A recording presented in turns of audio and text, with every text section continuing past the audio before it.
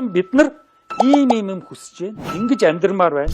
Тайван баймаар байна. Хоол ундтай баймаар байна. Ажиллаад явхад нэг орон сууцтай болчдөг баймаар байна. Тэрнээс одоо орон сууцтай болох маань банкны бизнес болж болохгүй. Мөнгө додогдохаар хэдэн төгрөг банкнаас зээлэх чинь банкныхны одоо юу гэдгийг санхүүгийн эрх үүсвэр нь болж тэрийн амьдрал өөрөө жоохон илүү мөнгө шаардаад биш. Тэний чинь ажиллаад цалингаар гүйцэлдүүлж чадахгүй ш. Цалингийн хэмжээ бага штэ Монгол бизнес. Инээдэлтэй ш. Тэр чинь ямар нэг байдлаар бид нар чинь хууль бус үйл ажиллагаа хийхгүй болчиход байгаа. Нэгэн тэр бид хоолндоо гэж сууж байгаа чинь хоолтой очихын тулд цалин өрөхгүй бол тэгээд одоо яах вэ? Өөр аргаар бодно штэ. Тэгээд энэ өөр арга бодож байгаа чинь бидний дайнжруулсаар байгаад яасан шунал болгочихсон. Хэтрэг. Тэгээ нөгөө шунал нь яасан. Буцаад нөгөө ард түмэн өрөвдийнхаа хөгжлийнх нь их үүсэг болох хоолн, чиг үсэг, ном дэвтэр, витамин хувцас одоо юу гэдэг сургуулийн танхим, багшийн цалин ингээд дайнжраад гинжин ийм уруул явагдаад хаанаас нь ч эхэлж болохгүй ийм чөтгөрийн тойрог болчиход байна. Одоо эдрээс бид яаж эхэлэх вэ? Яаж ажил амьдралаа цоошноор эхэлэх вэ? Тэр чинь бидний өмнө ирчээд байна.